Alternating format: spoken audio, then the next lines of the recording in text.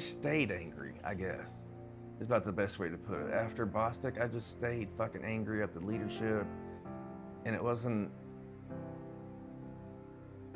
And it all blew up for me March 23rd, 2015, as I tried to take my own life.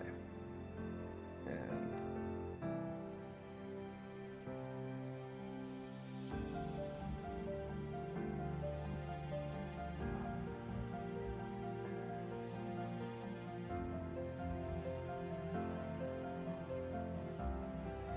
the fucked up thing is that I'm just happy I didn't have my guns near me at the time, you know? And I think mentally I didn't really want to die, but that night I was. So I just took a whole bottle of Xanax that I had, and a whole bottle of Unisom. Oh yeah, it was a good fifth of... Washed it down with some Crown and next thing I know, I'm waking up in the VA hospital.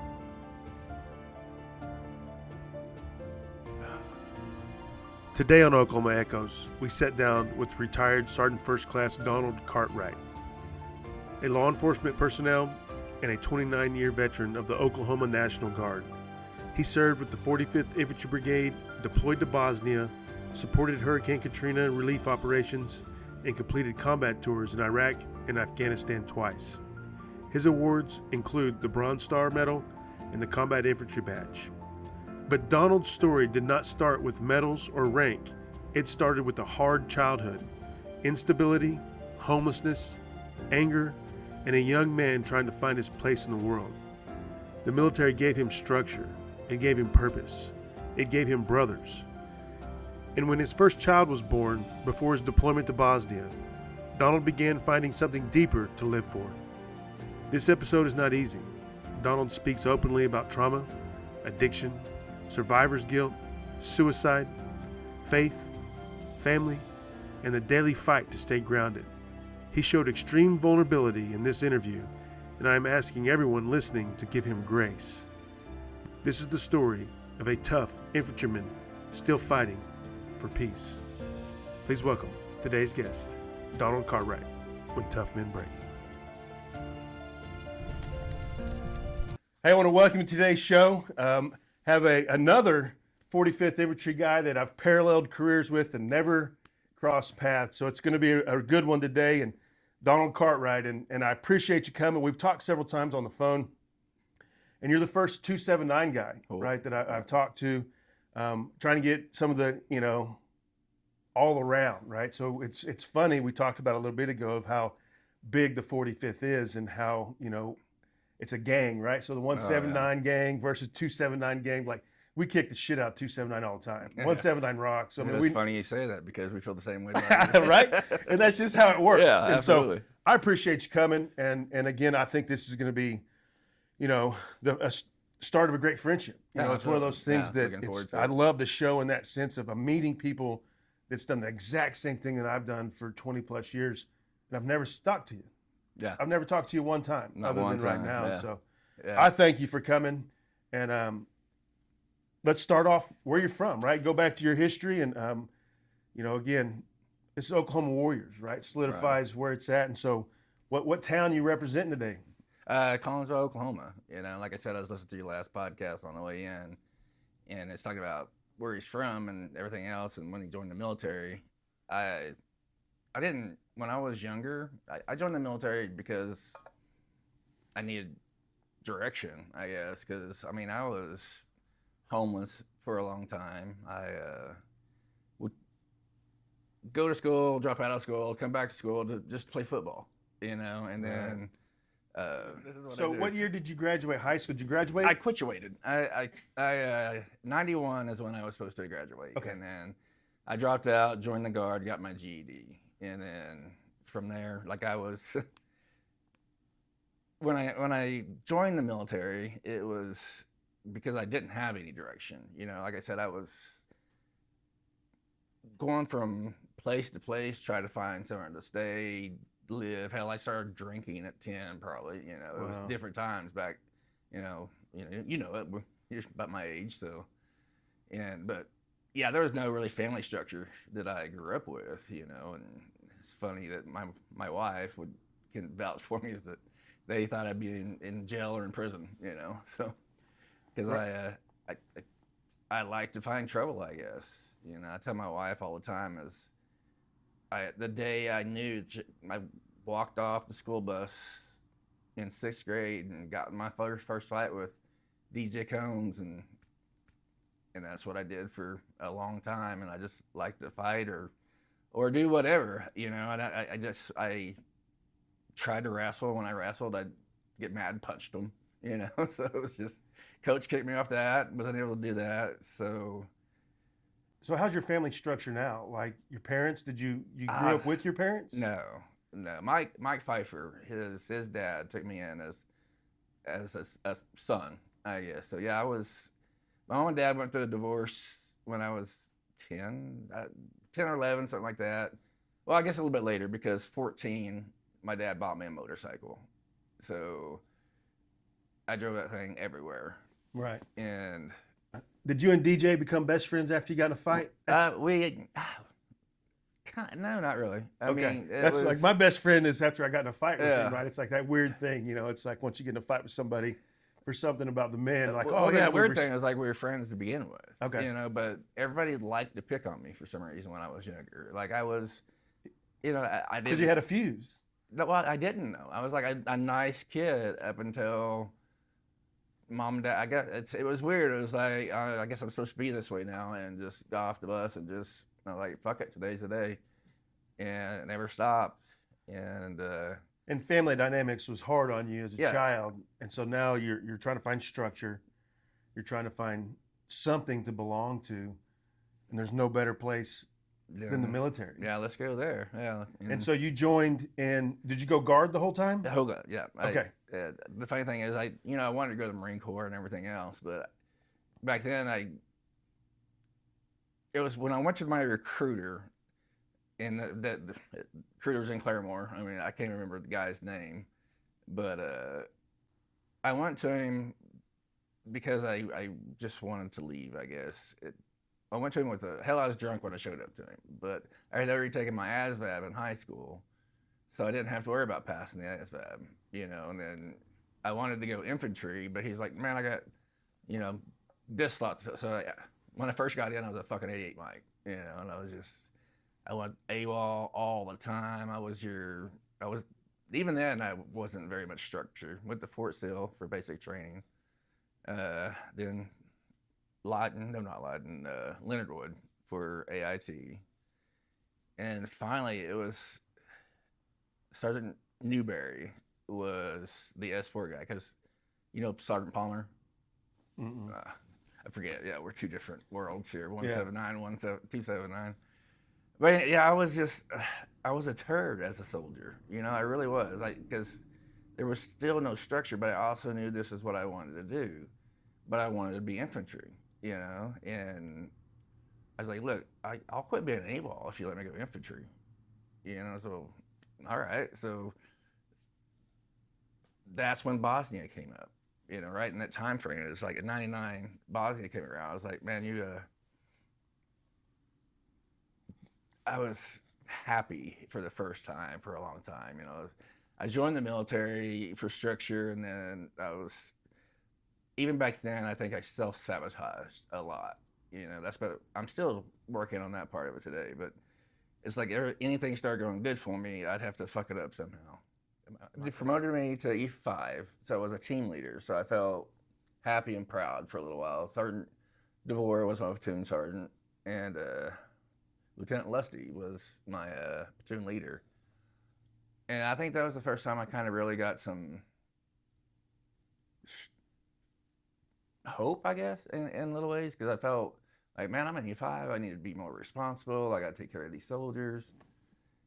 And the training up for Bosnia seemed like fucking forever. It seemed like it was a year before we even got in country on, because we went to 3 different places, I think. We went to Stewart, Colorado, and one more that I can't remember. Maybe not, but it would just seem like forever. And then when we got into the country, it was a peacekeeping mission. So it was cool because, we're in country and live ammo for the first time, leaving out the wire. It was just an amazing feeling to do something that I've dreamed of doing my entire life. I'm just filling you out. And so you got in 91. So you got your GED. Get in 91 as a 88 Mike, 88 which Mike, again, like, yeah. how'd they trick you into that shit? Well, Who's you with? And I was headquarters 279. okay. So you say 279 your entire time. So you know nothing else. Well, 179 Camp Gruber.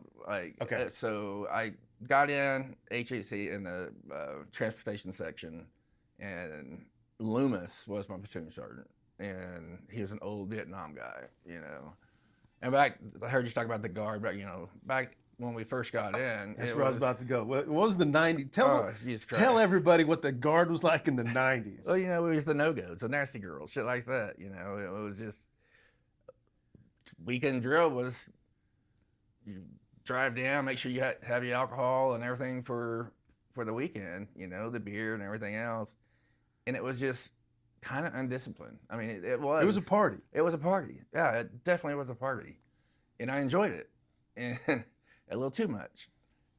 But do you remember when it started changing? So yeah.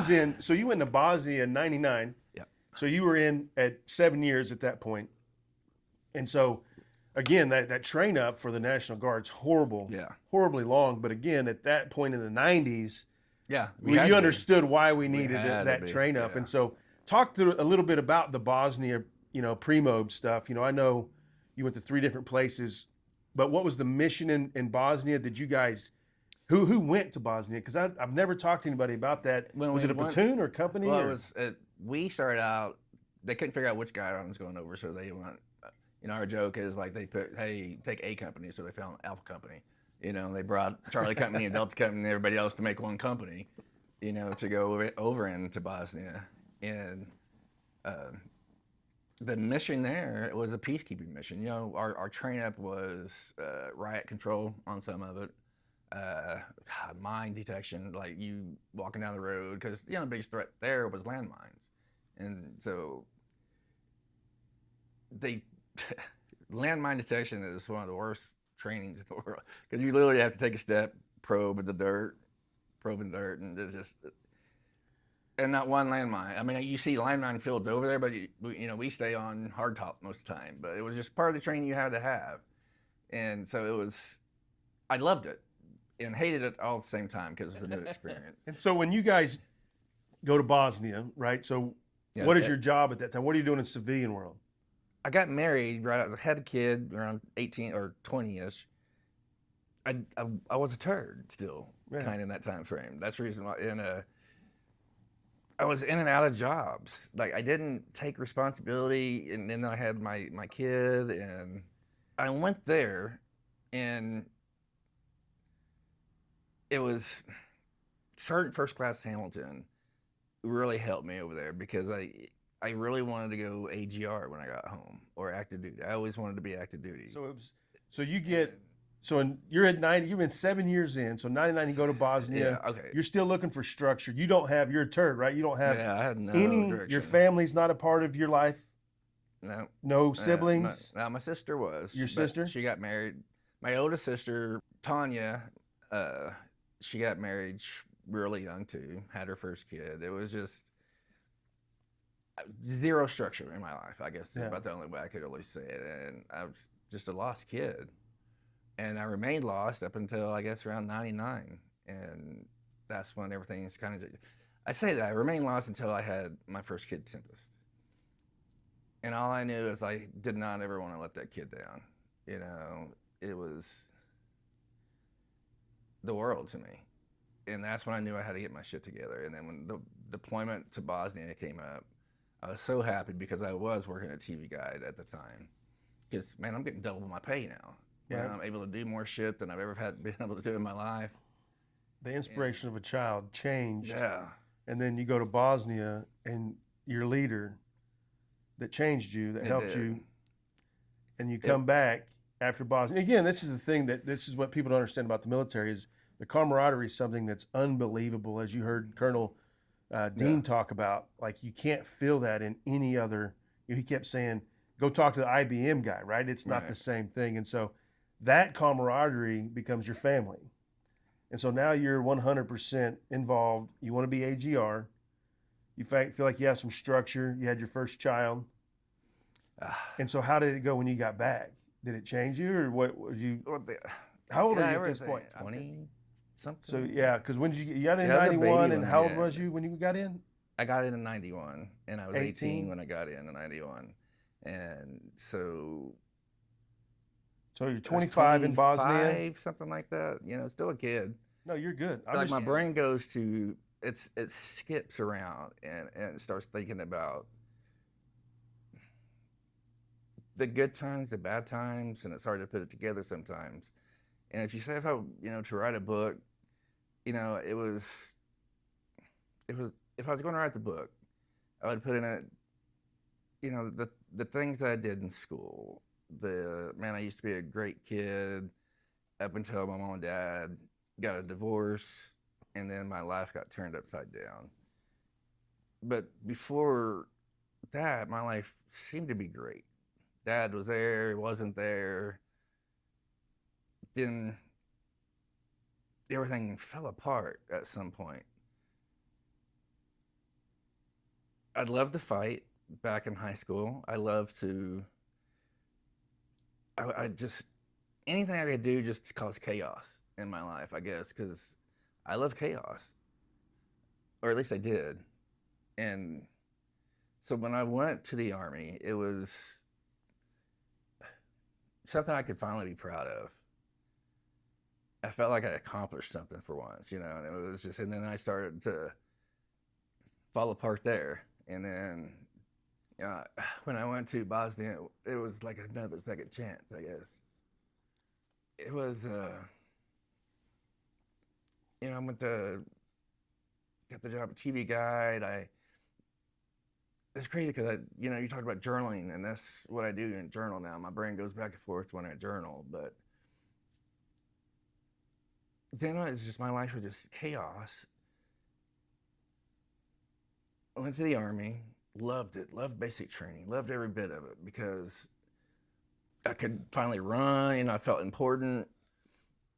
It was your typical kid, I guess. I guess I need to quit thinking about as a kid, and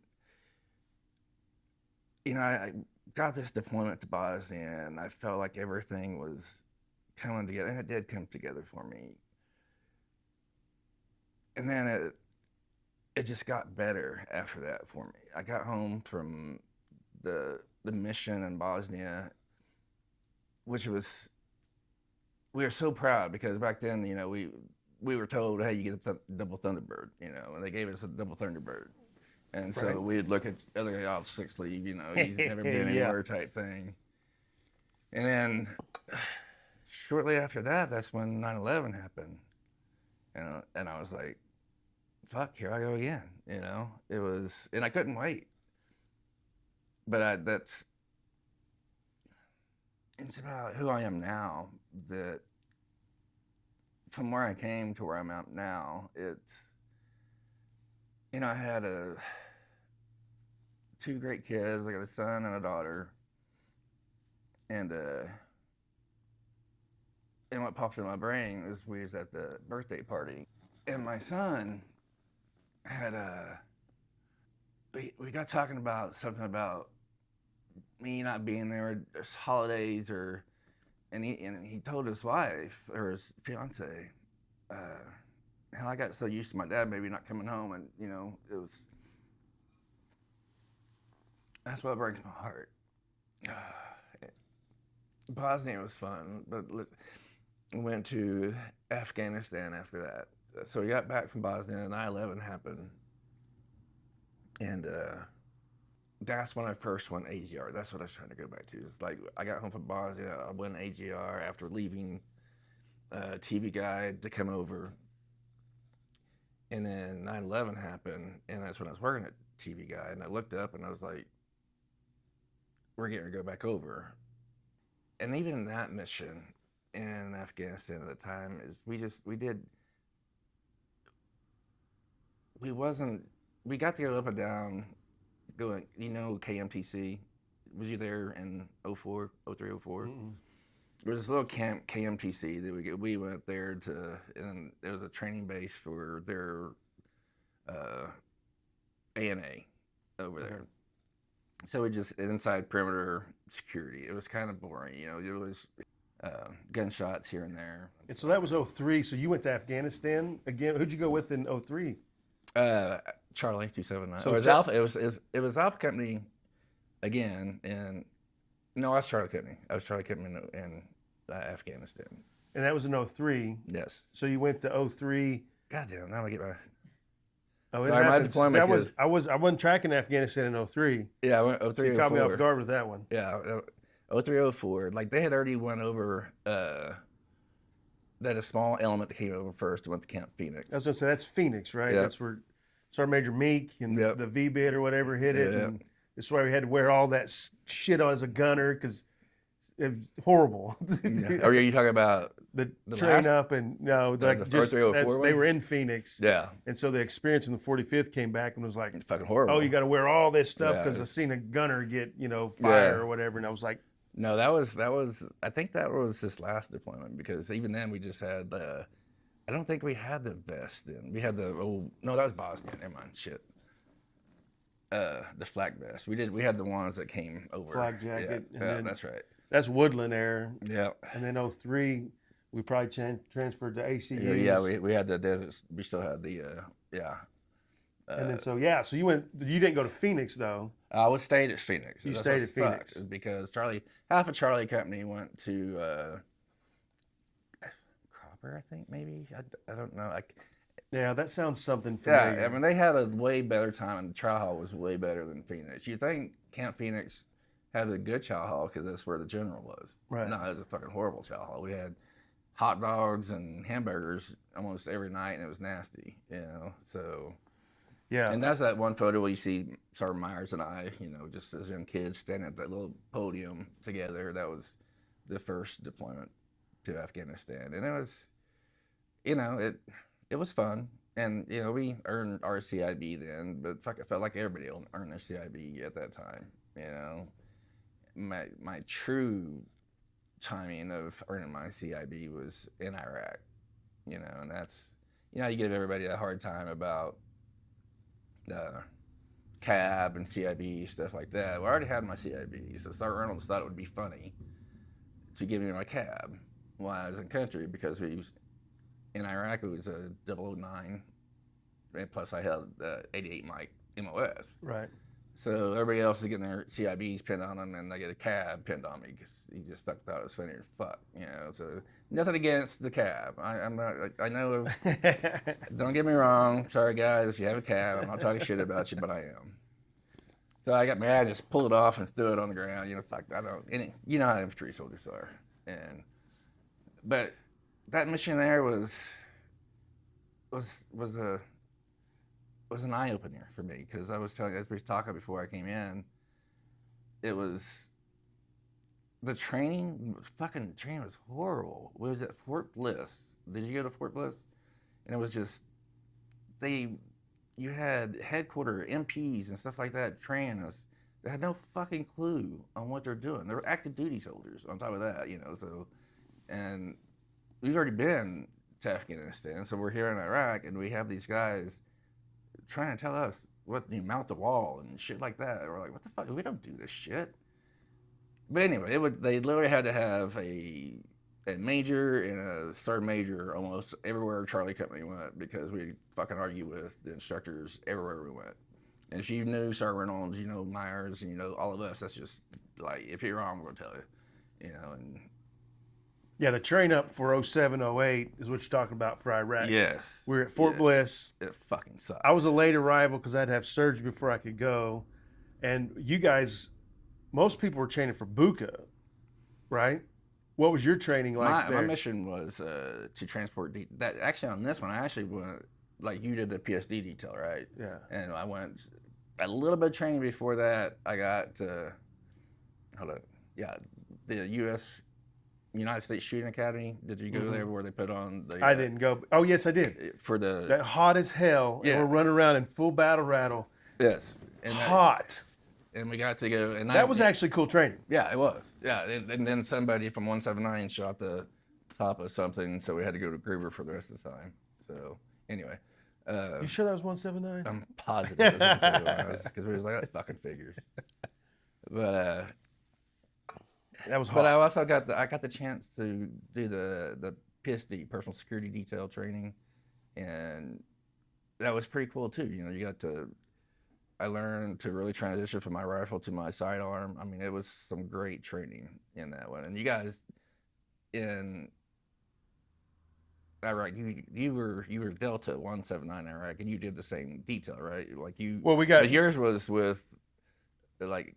we got attached to ODA teams. Yeah, that's right. And so we had a 5-man team that we stayed at a palace complex with a SF team and 5th group and 10th group. And so, again, lots of cool training. I took a ton of that training to Afghanistan. Right. And it was beneficial in that and learning from them. Like you're saying, we had absolutely. a range there, and was we're doing fun. a ton of, the Army's really good at trying to keep us from ending or shooting ourselves. There's too many rules. Too many rules and protectors Make it real. because you're just sitting on a range for hours and shoot 30 rounds. You're like, Yeah. Jesus, The fuck is this? what am I doing? Yeah. Right? And so it's To finally get some realistic training was cool. Yeah. And I was in law enforcement by then, so I was doing training with Yeah. sidearms and transferring to primary and secondary, and so that was actually fun to actually wear the uniform and train like we can and want to. And so I loved it. And so Iraq, you already knew at Bliss that you guys had a different mission. Yeah.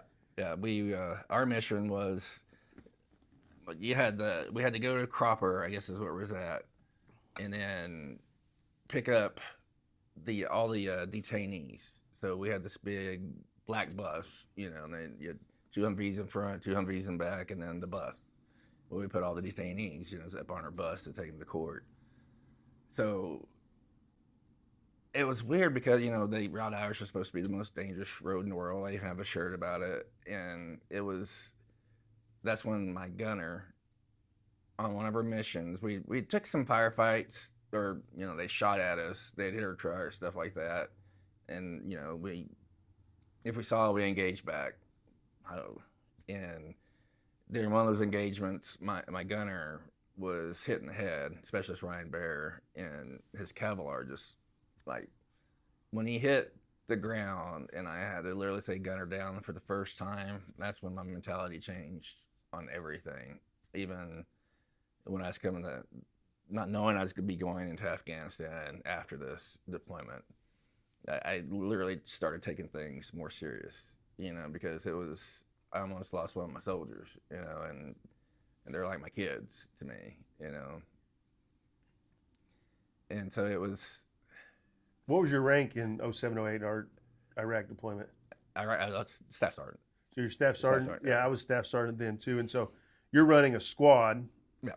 right? And so you guys are transporting, you're doing convoy security Yes. for the big black bus. For the big back bus. That's running back and forth for detainees Right. to go to court and things. Yeah, we'd have to get up like ODOC early to go pick them up. They'd go to the court, because that's what our training was kind of like law enforcement, but wasn't 11 Bravos, we wasn't anything else. And so we'd bring them in, put them in their cells downstairs, and then had to stay down there, do security with the courthouse all the way around. We had, you had Navy personnel there that was doing the same thing. So it was just awesome to see the difference in our court system and how it is over there in their court system. Never really got to see a trial, but just the way everything was set up was kind of cool, I guess. So did you see anybody that got convicted? No, honestly, I don't ever know if we ever did. But I don't think I ever cared. What was the cases? What were they trying them for? That I do not know. So you had no clue. You didn't get a rap sheet on any of the inmates. Just say, here's your detainees today, and we take them, and because we pick them up and drop them off, watch them, and come back. But yeah, I have no. Honestly, I were they trying to attack you to try and get escape? No. So it was just. Hey, I see Americans pop shots and they just shooting at you. Yeah, like we called it. There's one. hotel or whatever, like an abandoned hotel that we took a lot of gunshots from, and down in the grass or down in the field a little bit. That was Lieutenant Cartwright was with me at that time. Yeah, that's the tag's son. Right. So, but anyway, that was an eye opener for me on a lot of different things, and then a lot of things. Like my trauma comes from Afghanistan, brother. Does it? So, yeah, it's just Well, and so when you get back from Iraq, 07, 08, we know we're deploying to Afghanistan. So you almost lost your soldier, your gunner. So now you're probably wired totally different, Way different. in training mode, way different. because now shit's real. And we knew when we were going to Afghanistan, it was going to be different. We're going to have stuff that we didn't know, and the 179 and 279 definitely knew we were doing something different. Yes. So our train up and our prep was way different than anybody else in the brigade, Yeah. because you was in Paktia, Paktia Province. we were in Logman, and again, we'll jump into that, but I want to talk about a little bit when you got back from Iraq, right? So 07, 08, we know we're going in 3 years. We're doing a ton of training.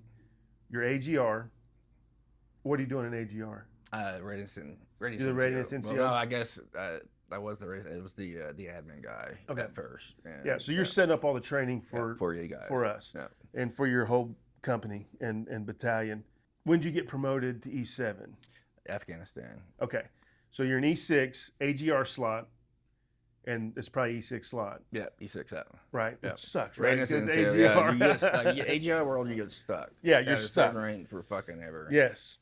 Because the bad thing is, I said I see soldiers that were privates that ended up outranking me. When Yeah. sergeant majors and shit like that. Yeah, I remember the How day did you make this? I outranked my recruiter yeah. and my first platoon sergeant. I was like, I could, at least equal to him, right? And I was like, get out and push. Yeah. Fuck off. Yeah. Yeah. So we know we're doing the train up. Your AGR and what's your home life like at that point? I mean, you building, because leaving your kids sucks, right? And I know a little bit, how are you trying to write that at home, knowing you're going in 3 years?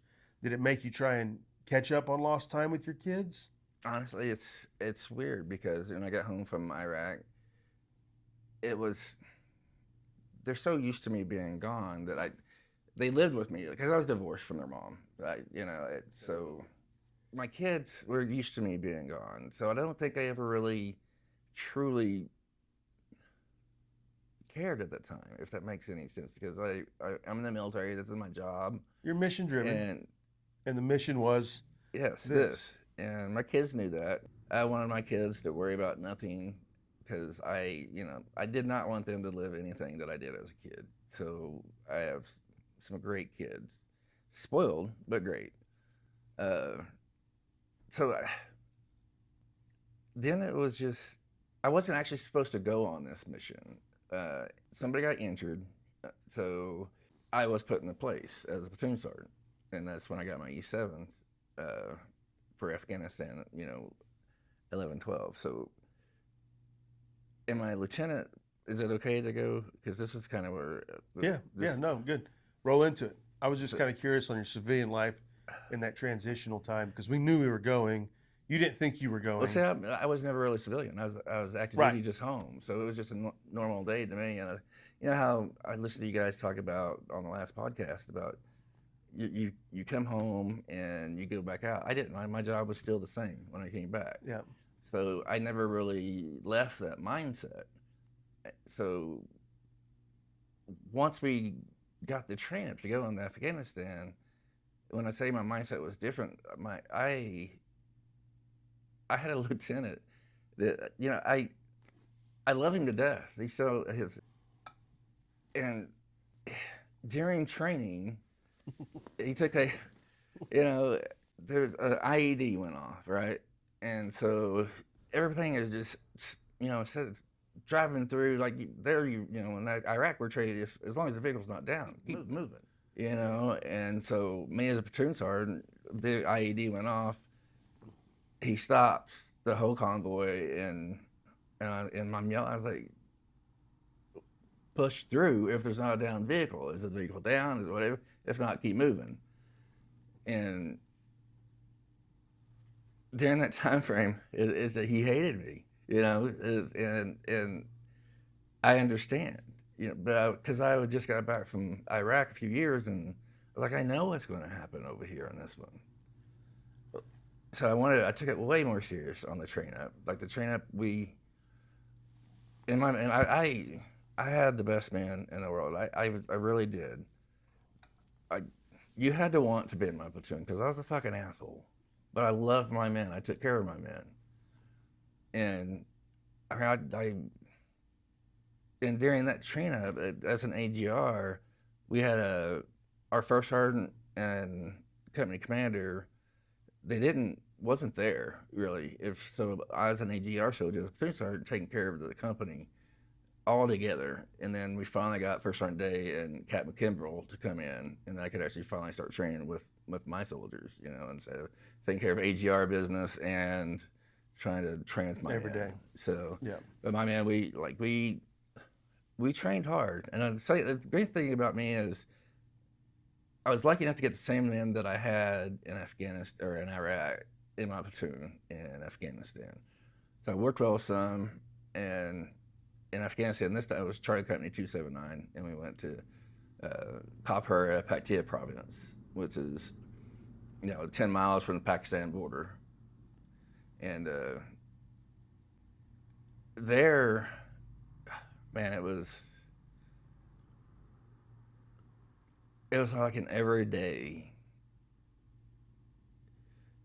like the Old West, I guess, is about the really way it was. I didn't realize it was going to be as bad as it did, if that makes sense. It was, in my platoon, first platoon had a lot of issues. I love them to death, had some issues, but they know they had issues. They went out and, the first ones had their firefight. I was on QRF. We come down, recover. And then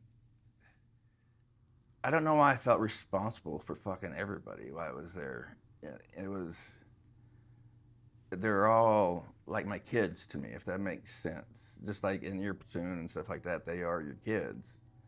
And as an AGR soldier, it's kind of the same, but worse because you feel like, oh, you really have to. I say worse. In my mind, I just knew I wanted to take care of them. I wanted to bring them home. And it seemed like every time we left the wire, we were getting shot at or an IED.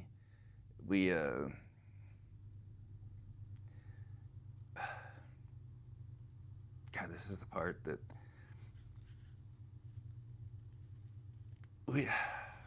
I don't know what all to really talk about, but it's just... Let's unpack it a minute, because again, we're in the same area. You guys have Paktia province. That's the 279. Right? And so your mission set, your full spectrum ops, you own the whole AO. Yes. Just like we did in the 179, own Logman province. Did you guys have route clearance package? No, we did not. We finally got a route clearance vehicle. Right. No, we didn't really need them. Well, and everything that I've been told and intel of it, the reason, because 279 lost 10 soldiers, 179 we lost 4 of our total 14. That was the makeup of our soldiers that got killed. IEDs obviously being huge. We had route clearance. BTSB, Sergeant Jones, man, like those guys, like we cleared routes, and and I was talking to some of the battalion commanders. Obviously, I was with Harsha, Mancino, and stuff, and we'd always we'd hear about you guys getting hit. And we're like, man, they don't have route clearance there. And we're like, well, god dang. So they were trying to figure out how to get you guys route clearance and how to help y'all. Did you never get route clearance? No, we got mine rollers, but they just got in our way. Yeah. And I sent you a few photos, but it wouldn't have mattered anyway because where they'd been buried for so long anyway. How many you drove over? You don't even know. Yeah, you have no idea because, the one particular time, this is my first big one, that named op that we had. And I can't even remember the fucking name of it, but it started out, I knew we were going to be fucking hit that day because our ANA and AUP did not want to go with us. They're still pushing us out anyway. And I was like, all right, fuck, guys. What was the mission? Just to go to Checkpoint 9, which is in the mission. I still don't fucking know what we were supposed to be doing. We were going out to take pictures, and it was just the facial recognition and stuff like that. Bat hides. But it was our mission. You booze, you lose. You know what I'm talking about? We had no assets. Like, they pushed us out this first time on it was supposed to be like a 10-day op. It ended up being like a 30-day fucking op. We ran out of fuel. We ran out of water. But first time outside the wire on this mission, like, we're traveling. So I brought my platoon together, and I was like, hey guys, AENA and AUP are not wanting to go with us today. We're going to be fucking hit today. I said, we can either dismount and check every covert we checked 100 fucking times, or we can try to defeat them with speed. And we came together, the platoon, and agreed, we'll try to defeat them with speed. Just climbing up to Checkpoint 9, there's one little spot you got to slow down to. We've checked this fucking culvert, can't tell you how many times. And we're speeding along there, and next thing you know, my lead vehicle gets hit. And I can't remember, like, all I know is when I finally came over the radio, like, my men had already pushed out, they're across, and like, because I was in MATV and they were in Max Pro. Max Pro. And then my lead vehicle was MATV with the Pro system. Pro, yeah. And that's why we put them up front. And it was like, okay, I don't have to worry about a gunner outside as a lead vehicle. And so when he was hit, the world changed. Fuck, holy shit, we knew it was going to happen. They pushed out, they recovered us, and we came back. So very next day, they pushed us out again. This time, second platoon's in lead. And we actually make it, AUP, ABP came with this time. We made it all the way to Route Chimpanzee. And when we got to Route Chimpanzee, we double-sided ambush. They took out our wrecker, they took out a vehicle, and we had, I think, 6 people flown out from that one. Luckily, they survived. And so once we got done, recovered from there, we pushed on to where we were supposed to link up with a special ops group again, because they're supposed to be going out with us. And when we get there, they had no clue we were coming. So they had us down on base, but not on base, down at the bottom of this hill. And we, didn't even have toilets for us. So we had, we had a water truck. We took a shower like that. We had to burn our own poop and pee for a while because we were there for about 7 days, I guess. And then finally got out of, Booth showed up, Sergeant Major Miller showed up, and they got things coordinated and then pushed on in. We didn't really have anything after that. But then once we got back home, or back to our cop after the mission, we ran out of fuel. So we had to go find the fuel truck, and they had to come to us. Now, what a shit show. And again, so it makes more sense to me now. So you guys roll out. So every time you go out, we know there's a threat. You guys get hit. Do you have EOD there? Yeah. You had an EOD asset? We did not have EOD. So PACTIA, you guys are really like the Wild West. Yes. So when you push out, you don't even know what your missions are at this point. I have no clue. Was this a battalion mission, or was this a specific, platoon level? It was, us as a company, we're there by ourselves, and we were just supposed to go out and patrol and talk to town elders about what they need and stuff like that, and nobody wanted us there. Right. Nobody fucking wanted us there, and that's why I get so bitter sometimes about. I am angry at the military on some aspects of why we were there at this time. We're losing people I care about, and once we got back from that mission, there was no coordination. Once we linked up with our ODA guys, they were wonderful. We had assets out the ass, everything else, and. So were they ODA team there the whole time with you guys? Just when we linked up with them, we pushed out to the final mission. That was just our the link-up point with ODA. Then we pushed out and did whatever mission we were there with them on. Okay. So we were security for the ODA, and which is kind of funny. Is talk about how the Guard is full of fix-it people. Well, we took an ambush, and their vehicle slid off the road or went off and kind of fell over its side, right? And they were going to blow it in place. So Oklahoma Guard, you have a bunch of guys that love to go jeeping and everything else. They literally figured out how to take the cables off each one of their vehicles and everything else. So we self-recovered their M-ATVs that they were just going to fucking blow in place. So I thought it was pretty cool because you had these guys that knew what to do. I mean, the Guard showing why it's so good. Yeah, absolutely. Yeah. And yeah, it was just, the men were awesome. It was crazy. And we had I know I'm kind of going all over the place here. We had a FET team as well. They didn't get to go out with us because they didn't allow any women to be talked to regardless where we were at. So they didn't really have a mission with us. Right. When they did come out with us, they stayed in the the AO area. But anyway, that's just, God. So how many IEDs did your platoon end up taking? My platoon took one, but the company took two that I can remember, like big ones, and then the other ones with RPGs. We got taken out like that. A complex ambush. Yeah. Oh yeah. That's Chaplain Jordan was with us on that one. Like during that firefight too. Fucking asshole. Yeah. He got out of his vehicle during the fucking firefight, and as we're trying to figure out what's going on, I'm like, look back in my mirror, and I was like, what the fuck is Chaplain on? So I jumped out. Anyway, we pushed down in the creek bed where they're at, found an RPG that they had lost as they was running down the creek bed to get away from us. And then we were like,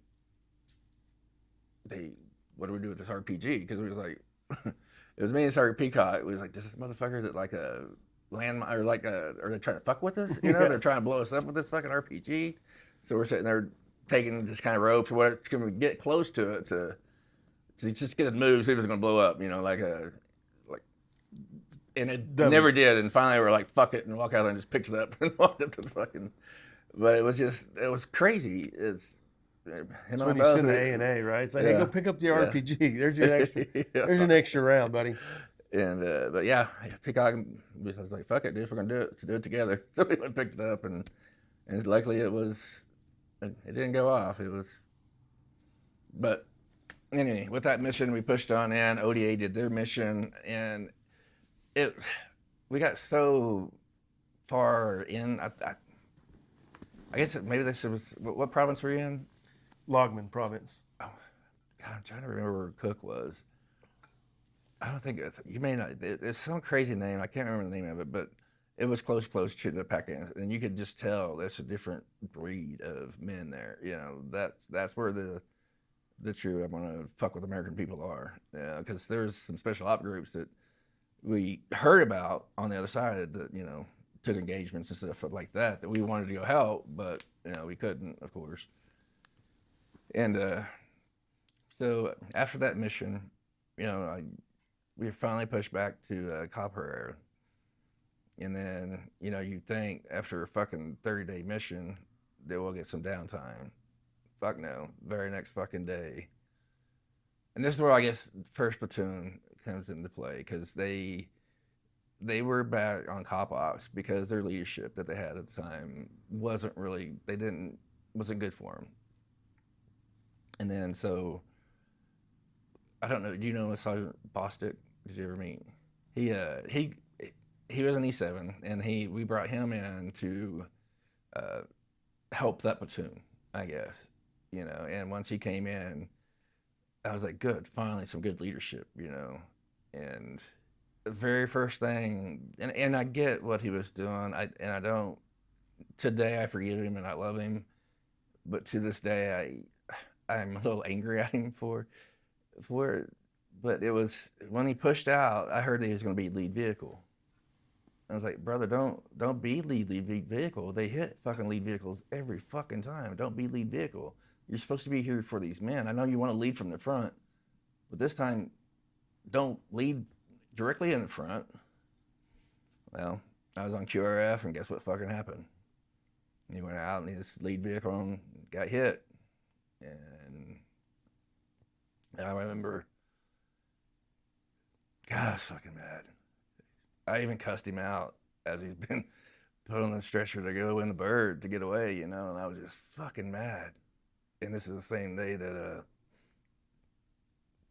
we didn't have a recovery vehicle, so we couldn't self-recover.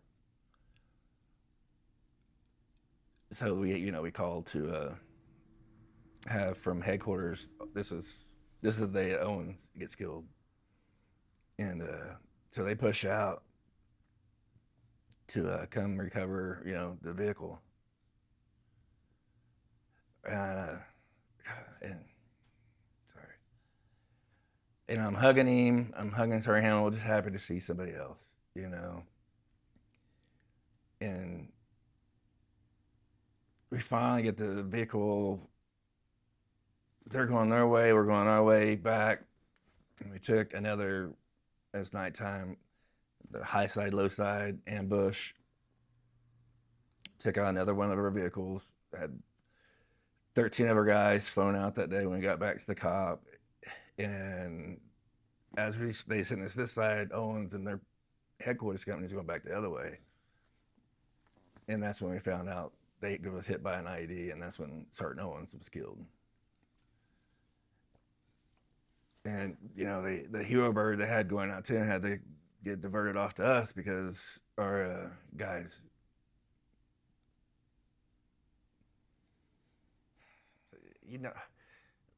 like there's so much I want to say and not say, and it was just, when you're leaving, you're just fucking angry when I was there. And when I got home, I was even more angry. Like, luckily, nobody in Charlie Company was killed. Right. But as far as that goes, we would just consolidate people together. If they had a mission, they'd have second or third platoon. So you were pulling from everywhere to try and get just to push out for missions. The right numbers to go on missions, and so first platoon's pushed out. Y'all still doing just basically presence patrols. That's it. Yeah. Right, winning the hearts and minds, going to talk and see what the locals need. And you're getting hit almost every time you go outside the wire. Yes, sir. What kind of air assets did you guys have in Pactia? Actually, I love my JTAC. That's all I can tell you. I love my fucking JTAC. Oh, yeah.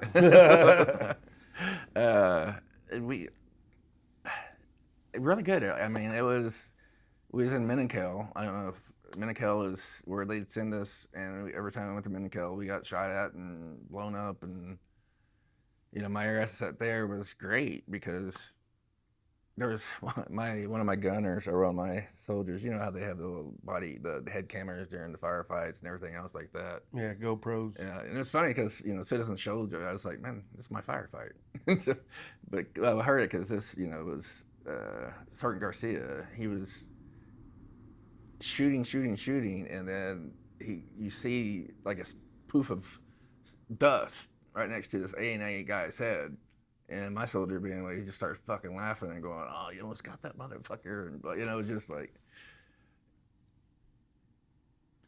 and I did some stupid shit there too, like we got spread out too much. I went in the fucking house by myself, like a dumbass, trying to clear it, and I was like, "Why am I here by my fucking self? Where are my men at?"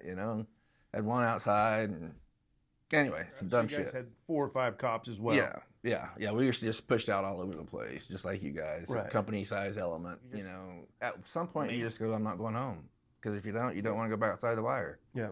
And that's the part, I guess, in the beginning when I was talking about, hearing it from a kid saying he just expected me not to come home. It fucking broke my heart. When I finally, how you get to come home as a company or platoon element most of the time, right? By the time they finally got me home, I was in. We had been split up so much that I came home with people I didn't even know. Like, I was in the huge company size element. I had no fucking clue who anybody was, So I was mad at them for not letting me come home with my men. I was mad at them for not having. I think at any end of a deployment like that, you should have additional time for your soldiers to remain on active duty status, to have that camaraderie, to have that you guys come together and talk about everything, I guess, to help you reintegrate into the family. Because it was just, they piecemealed us home. Like They literally finally pulled us from Capoeira because they put they put an active unit there because Sucker was being hit all the time. So they relieved us. So we went from a shitty living condition to an even shittier living condition. We didn't have toilet showers again. They were building this fob in the middle at the high points here. We're here. I was like, so I'd push my, pull security every night, go upstairs, make sure where they built that cop is fucking retarded. And then when we finally got to start coming home, they, I was, of course, I'm going to be the last one out there. Get my man home, get him out of here, And me and Lieutenant Schmidt, we got in a firefight one time down in fucking Menenkel. We was on our way back. They just gave me Lieutenant Schmidt. As soon as we got turned around, we fucking took another hit. We just got done with the firefight, now we're done into another one. Schmidt jumps out by himself. Runs out with the fucking AT4 or law, and dude, Gooden comes over the mic and was like, "Hey, Six is out of the vehicle by himself," and I you tell that stupid motherfucker to get us back. Anyway, by the time we got back to the cop, First Sergeant and Captain Kimball was already there because I was getting ready to just. Dumb mistakes like that I want to thank you for watching this show. Don't forget to like and subscribe. Now let's get back to the show. But so total deployments though, because you got in '99, you did Bosnia, you did Afghanistan in 03, 05 Katrina, I forgot Katrina. 05 Katrina, 7 and 8 Iraq, 11 and 12 Afghanistan. And so sad mission, state active duty when we went to New Orleans, which that was crazy. Yeah. Where was y'all at down there? We were the first ones in. Was you? Yeah, they flew us in on helicopters, and they sent us in with, it was, of course, as AGR, and they flew us in, they dropped us down in a fucking field of buses, and nowhere for worse. Of course, it's flooded, so it's not like, Katrina was way worse than Afghanistan. Nasty. Yes, it's nasty. And dead bodies. Yeah, first time, you're lock and loaded on American soil, in Army uniform, and it was a crazy time to feel that way. And, I had just finished, a Reserve Cleat Academy too. So it was kind of cool to get the real life experience of what I did back home and, in the military as well. So, that's who I felt sorry for was the New Orleans PD. Oh, yeah. Because we're shaking them down. Well, no, I'm saying people were taking their vehicles and they were robbing their house, and so they're running around in police uniforms, running around in cop cars, and so we're like, I forgot about that. We was in Pigeon Town, and we had a New Orleans PD come up, and he was like, "If I get shut down one more time in my own city, I'm a freak." And I'm like, "Sir, I'll get the commander, but just chill out. That says New Orleans, this says United States Army." Right now, and I felt for them because they were. You talk about high stress, right? And so what makes it hard on us platoon sergeants is they're not trying to learn how to use lieutenants, because we don't have them.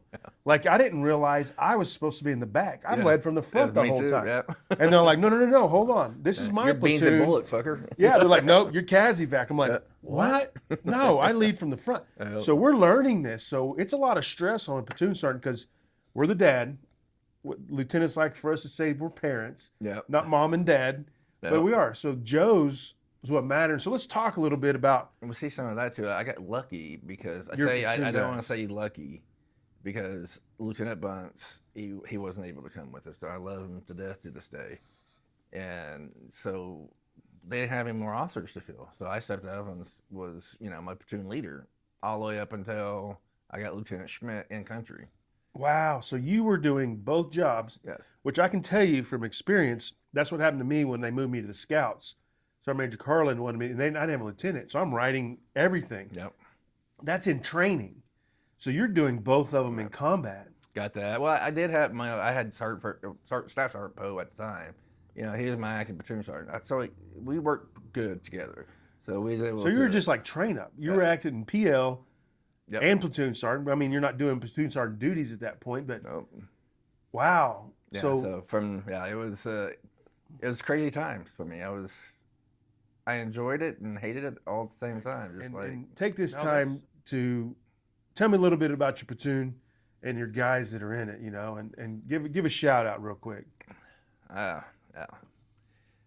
Started in karate, started Moyer, Gooden's lieutenant now, Bishop. Sorry if I don't remember all you guys, but you guys, I love you all. And but they helped me be a good leader too, because I love them so much. Like if anything went down, they were always there fixing it.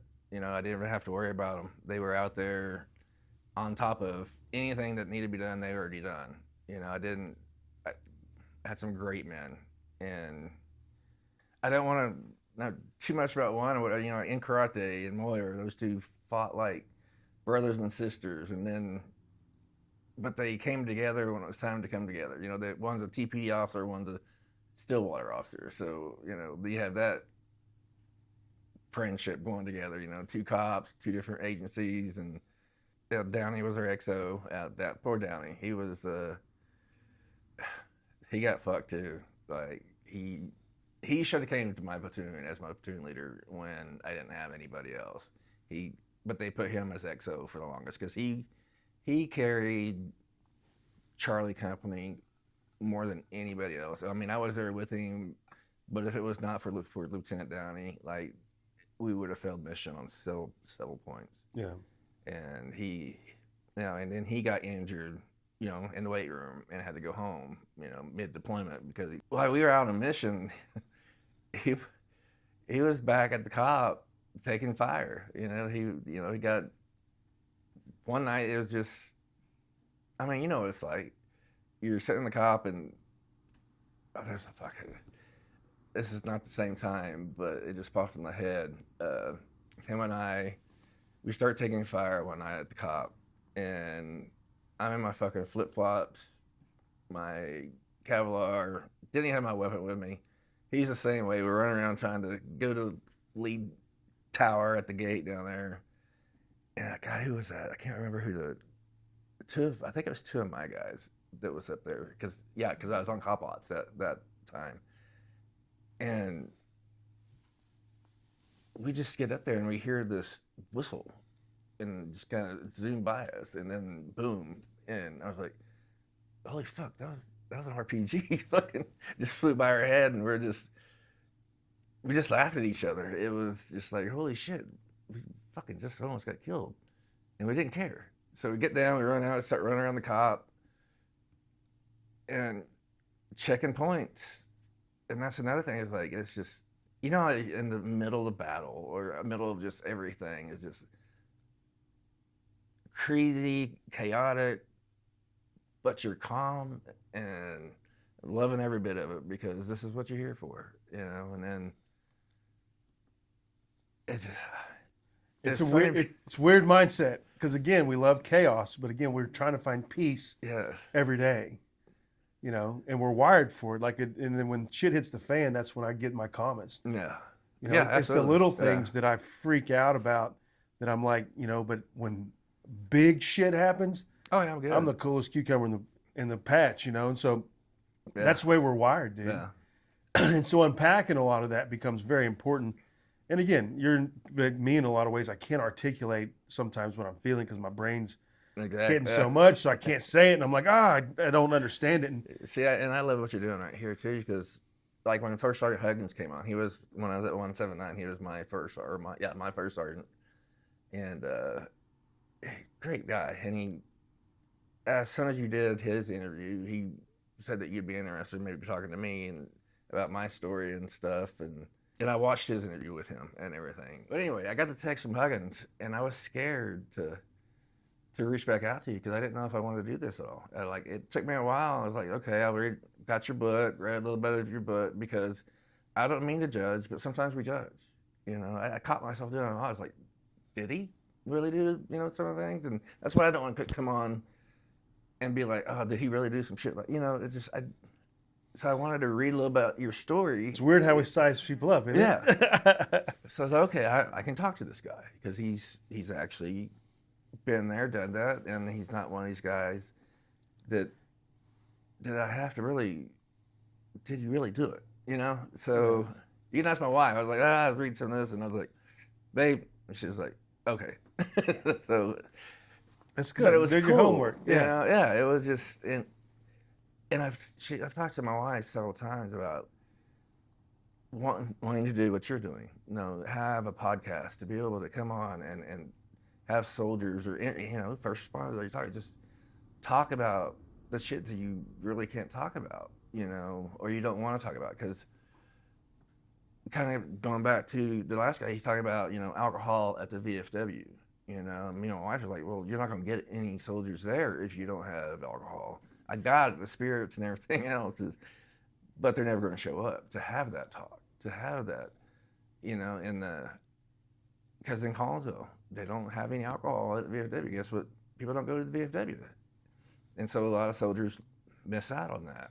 Trip Ballard talked about it. It was him or Aaron talked about just how alcohol, and again, it's kind of what we do. And he says it sucks because it's a depressant. That's what Colonel Brad Dean was talking about. And it's that we, you know, like he was saying again, we just get and wallow in our own, wallow in our own shit.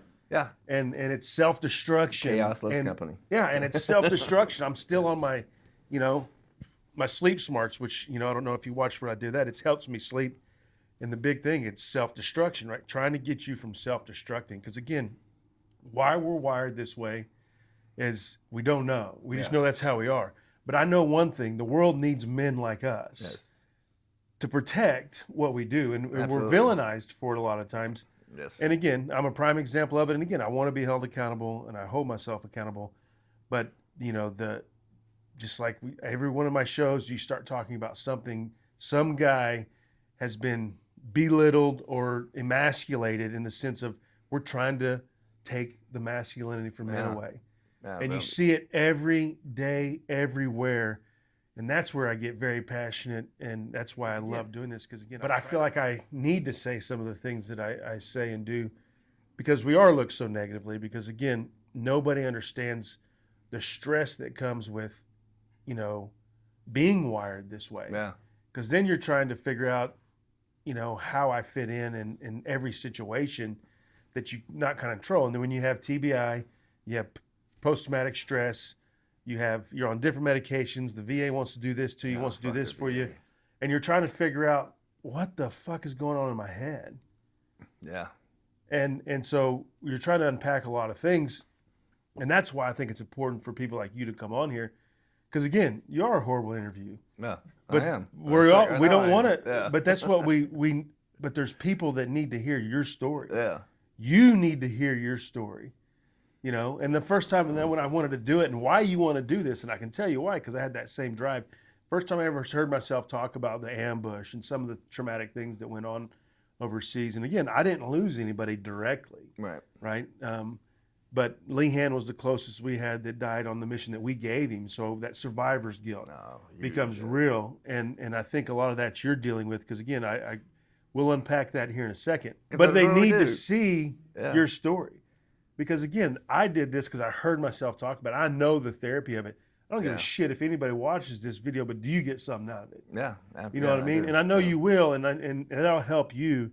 And that's why I think this is great and it's beautiful to do these things. Going back to Afghanistan a little bit, survivor's guilt, talking about when Butcher was killed, Sharina Butcher, the female. I was on I was on a mission that day, and 1st Platoon was on QRF. And it was at the end of the deployment where they're, instead of flying her, and I get it, this is her first time outside the wire, and this is some little girl that higher leadership came to me one time, like, because they were sticking in our company with my platoon, and they were like, take care of her, make sure she's okay, and then something had happened during training to where she was pulled from us and put with with headquarters company. So she wasn't able to come with us. And as they were coming coming to us, and from my understanding, what had happened was they stopped because of a chain that was loose on the truck. So they stopped to get that fixed that, and as soon as they started lowering that back door, they hit the IED. And that's when Lieutenant Bond and his platoon went out. I was on the other side. I was already outside the gate, and I was like, "No, fuck no, I'm already out. Let me go," but I wasn't able to. And I was mad at that lieutenant for even doing that. But fuck, I would have probably done the same thing. I can't judge somebody on their decision at that time, and I don't. But in my mind, why the fuck you stop for a chain? It's a fucking chain.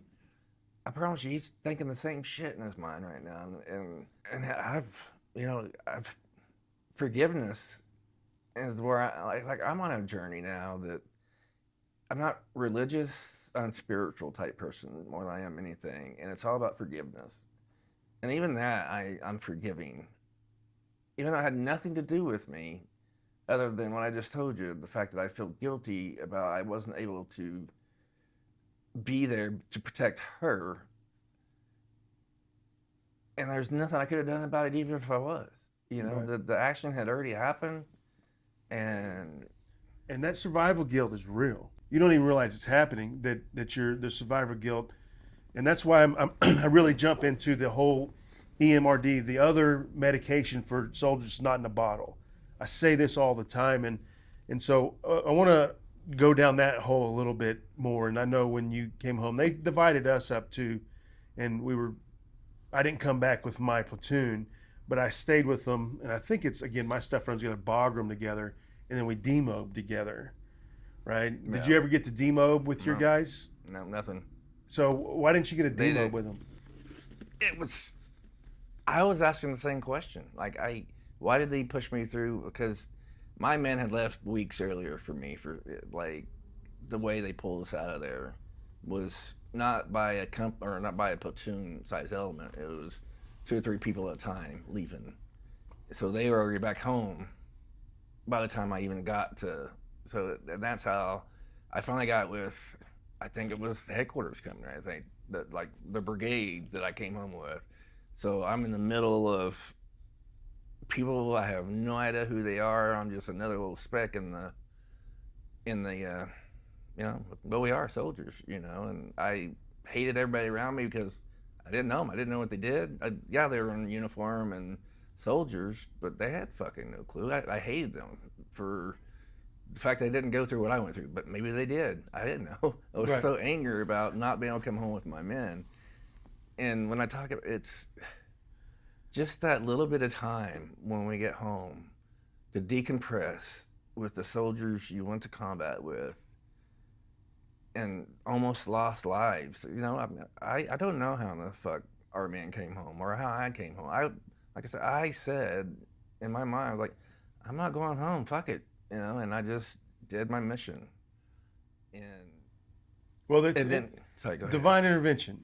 Yes. Is what I can tell you. I promise you, the Lord watches over. I tell this all the time. God takes care of babies and idiots, and I ain't no baby. That's it. Right? And again, once you finish my book, I talk about it, divine intervention, and it's uncomprehendable of how many people we should have lost. Yeah. And it's really crazy. So that stresses you out as well. But I want to talk about the anger. So when did the anger really start hitting? Was it at that point, or was you mad? I know you were talking about when the first platoon gets the platoon sergeant and he gets hit, and he's medevaced right away. And so you're mad at that point. Fucking mad, yes. And so you're trying to express this discomfort, and it really is mind-boggling. And again, we hear it all the time. The 179. We had our issues. We had all the things going on too, but it just sounds like, and I know everybody kind of hits Battalion Commander Colonel Harsha a little bit too, but they got tough jobs. Yeah. I don't want to take anything away from them, but there were some things that could be different, and we know that. And it's hard because we can't control it all. But when did the anger really start setting in, and how has it affected you at home and with your relationships with your kids and your spouse?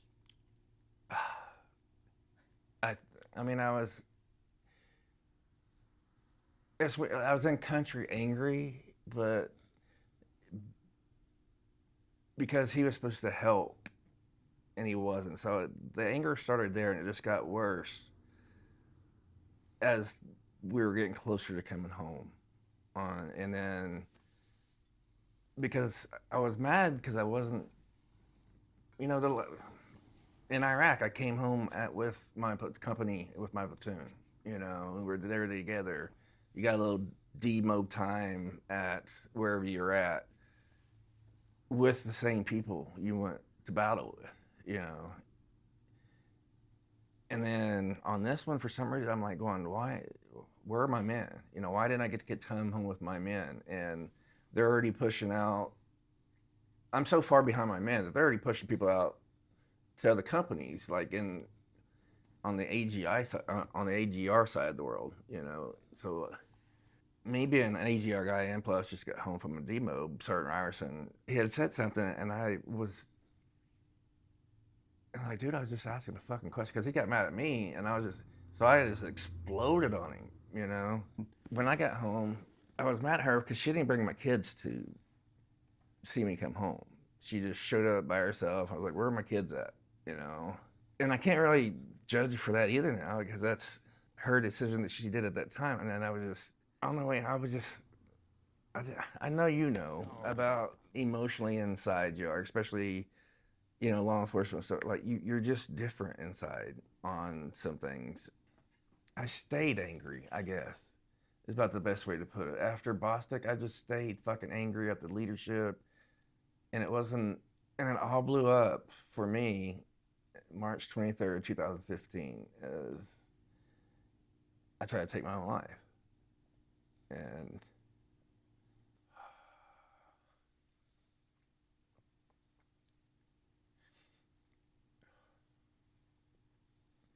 the fucked up thing is like, I'm just happy I didn't have my guns near me at the time, And I think mentally I didn't really want to die, but that night I was. So I just took a whole bottle of Xanax that I had and a whole bottle of Unisom. Oh yeah, it was a good fifth of. Washed it down with some Crown and next thing I know, I'm waking up in the VA hospital.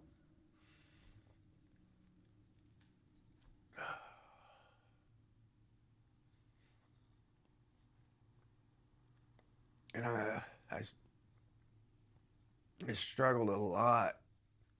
I mean, I kept a bottle of Crown in my drawer at work.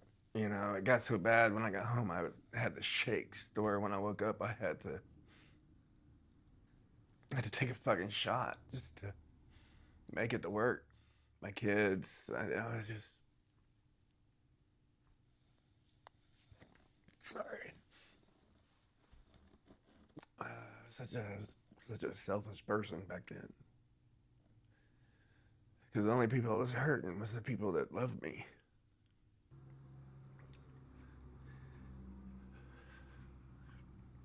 I went to WTU for 6 months to help with whatever was going on inside of me. And the fucked up part there is like, instead of alcohol, they gave me pain pills. So I got fucking addicted to the pain pills.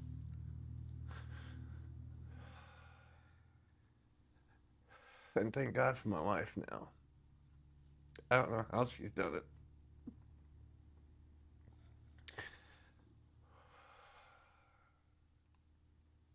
Man, I know I couldn't have made it without her now. My kids. It's not. I don't know, there's nothing I could have done different overseas. But I always ask, like, why the fuck did I make it home? What the fuck's so special about me?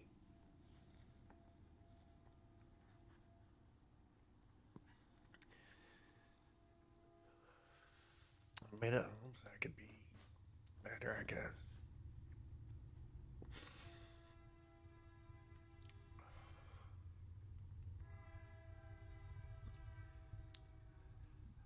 I get better every second of the day.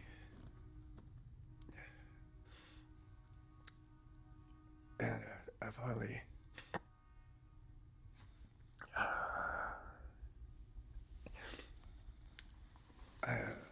I got the job with doing security management, and I was loving my life again. I was going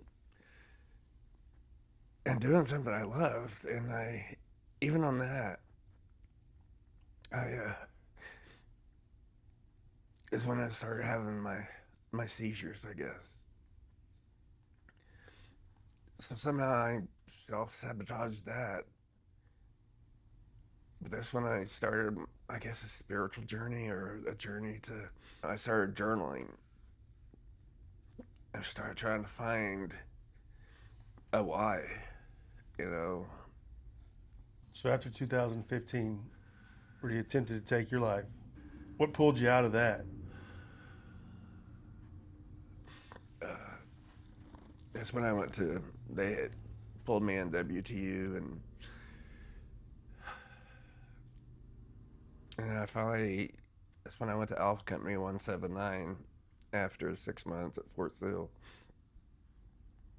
And it let me decompress some more. And it's weird, it's like I'm so mad at myself because I wasn't the same leader that I was. There was something different about me that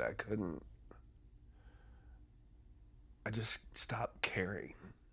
So you're still active guard reserve, right? The readiness NCO. Yeah. And this is around that 2015-16 time frame.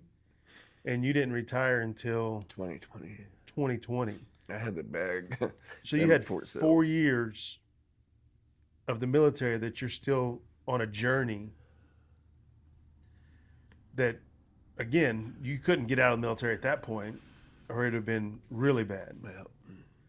And so how long did it take you before you were able to function in your role again? Fuck, I'm still working on it, brother. Yeah. It's like I know at Fort Sill, I had literally begged them to let me stay in.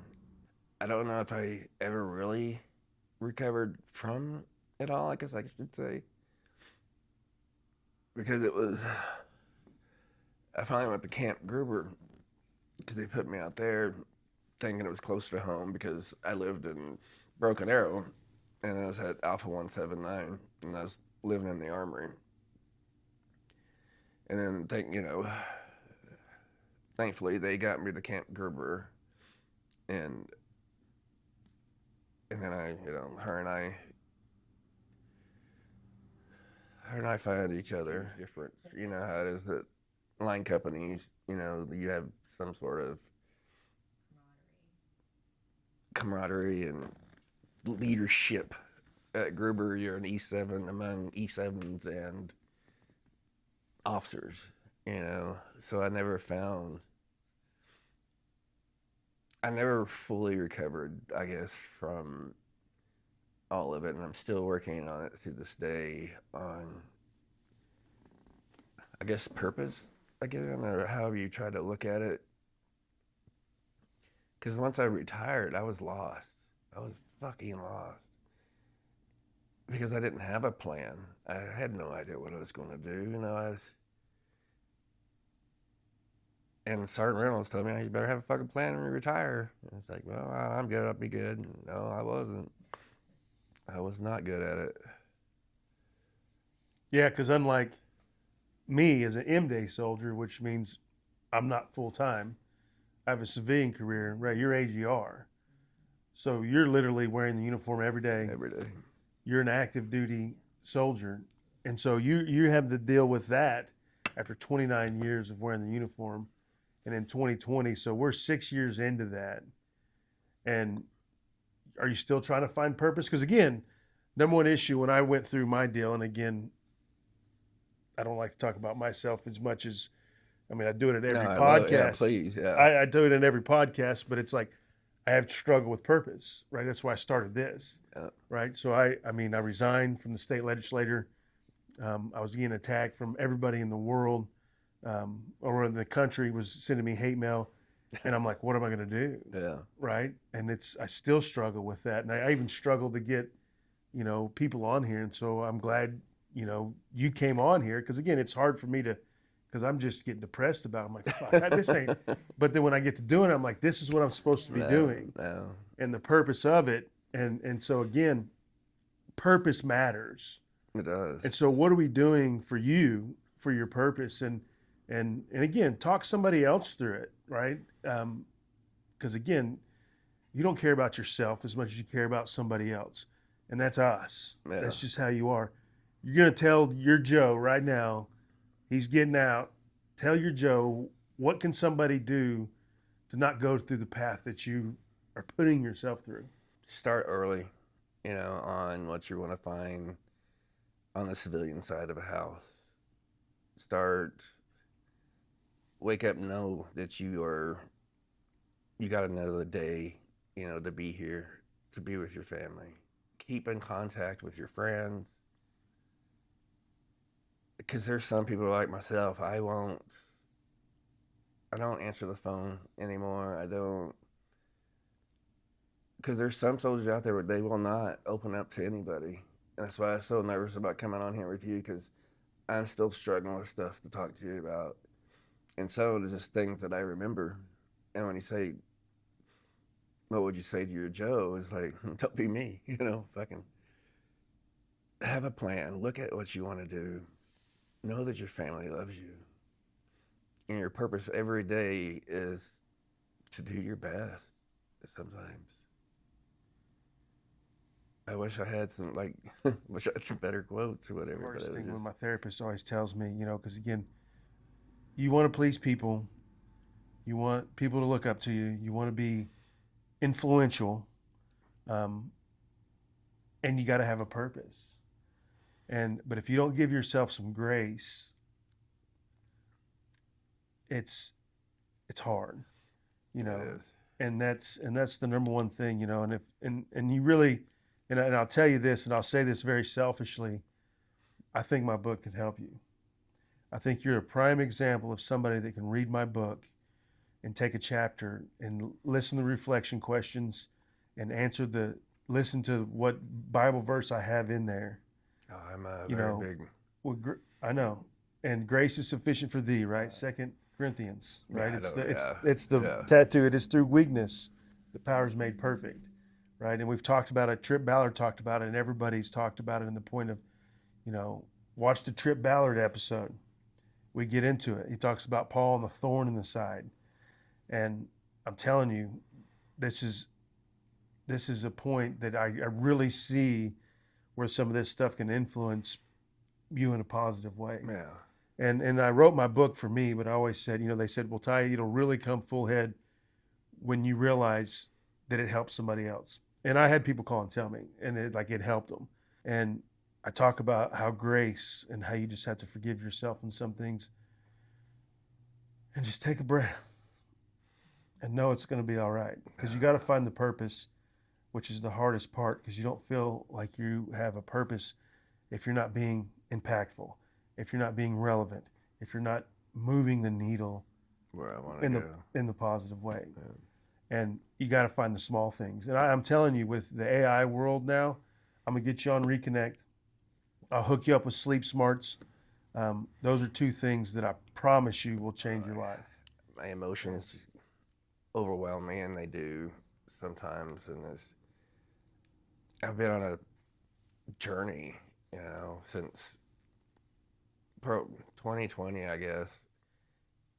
In the last few years, it's gotten better and better. And it's before I wouldn't even come out of the house, and with journaling and finding a purpose and trying to figure out and just remember to live in the now instead, because I lived in the past for way too long. I was worried about the future way too much.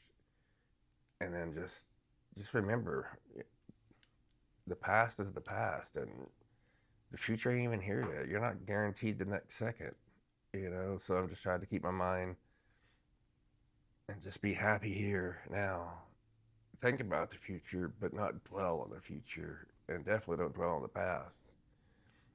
Because how are you feeling is what you're going to get back from the universe, is what you put out into the universe is what you get back. Because honestly, I was thinking about this is, I said I wanted to start a podcast, but I'm too scared to get on the video to talk to myself. And it's funny that, I'm here now. It's like, I'm not saying I'm going to, but it makes me a little bit more easier to talk to about maybe accomplishing that, or I am going to accomplish that. I don't know what I'm going to talk about or how I'm going to do it yet, but this is something that I wanted to do as well. And this is going to help me in more ways than you know. And I appreciate you having me on, even though I'm been all over the place and 53 years old and crying like a fucking baby. And it's good. But it's good. It's good to feel it, man. I'm an emotional person too. And again, we're a lot related in that sense. And it's what the makeup is. And if Lieutenant Grotchton, my lieutenant overseas, talks about this, and you're unpacking a lot of things from early childhood, being homeless, struggles, right? That you've had to rely on yourself way early. You had no purpose or guidance growing up. You found it in the military, and you were still being a turd, and you still didn't want to change, and you still did this and this and this and this.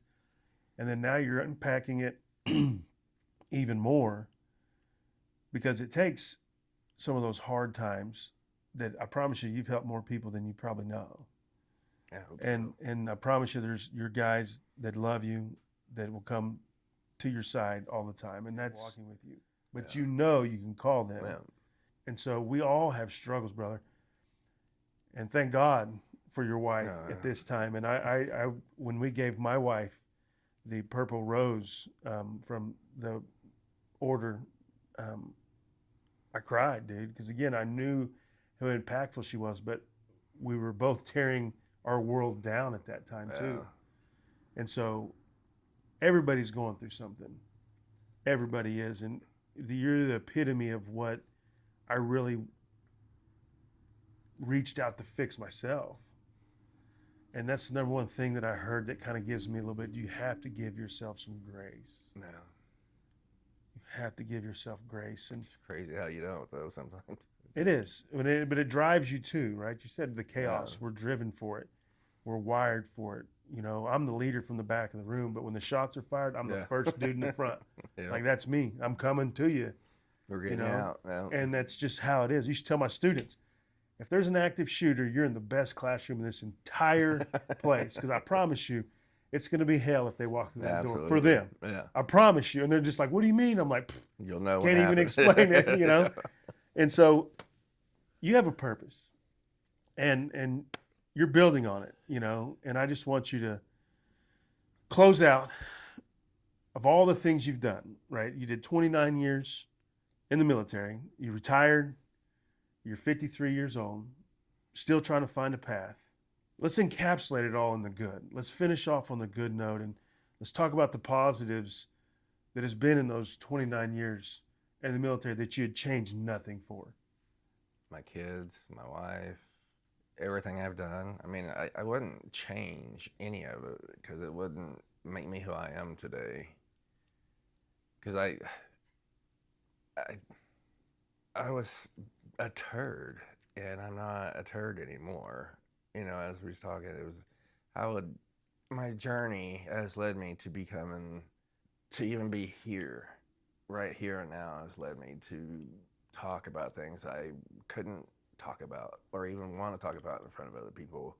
So all things I'd want to change is, the losing people, but you can't change that. I wish I would have started sooner on this journey that I'm on right now. You're doing the right thing. You just have to give yourself some grace, find some purpose, and keep pushing forward, brother. Like I said, I appreciate you coming on and being vulnerable. And just to see that and feel that is going to be life-altering for you and somebody else. And I hope I can help somebody, even though I just sounded...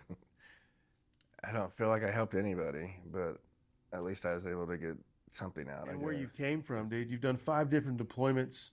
You brought all your people home. You've done a lot of good things for a lot of different people. And you survived in some of the harshest and poorest leadership in the country that we all love so much in Afghanistan, right? Oh, yeah. What a shithole. Beautiful shithole, too. It's really, really weird, right? Those mornings. It is, yeah. The mountains are beautiful. Where we was at, it looked like Colorado in some places, you know. Yeah. So it was beautiful country, but they didn't want us there, and I didn't want to be there. Yeah. But there's a ton of pride in that Thunderbird. Yes. And you've accomplished a lot in your life. And your next step, maybe your best. But the good thing is you're on the right path in that sense of I feel like I am. I mean, here now and being with you, and I mean, on my TikToks, I'll do some TikToks with, you know, stay in the now, stay in the present, you know, just trying to help people that, you know, just be happy with yourself and everything else will come. I need to start, you know, I do want to do more videos and be more I don't know, I keep saying help people, to help myself, I guess. There was one night, we was coming back from a patrol, it was a dismounted patrol, coming back to Minikel, or Cartwright, and we're walking along and everything, and looked over to the right, and there was an A&A soldier sitting there, you know, and I didn't think anything about it, or, you know, he's a uniform soldier. Finish our dismount, we go all the way up, and the next day, the special ops were going out, and where that fucking A&A soldier was sitting, an IED went off as they were leaving the very next fucking day. So, yeah, I forgot all about that part. But no, I appreciate you coming in, dude. And like I said, we'll piece this together. Yeah. And I want you to know that, you know, it's I want you to hear yourself. Oh, fuck. You know what I mean? I really want you to hear yourself, because it's going to be hard for you. But I think when we do this again and you get your guys in there, that you're going to feel comfortable what this is about and why this is the coolest thing that I think I've done in a long time, is this podcast. And I appreciate it. And you can help me make it grow. Absolutely. So that's my game. Yeah, let's hug it out, dude. Definitely got to hug it out. Appreciate it.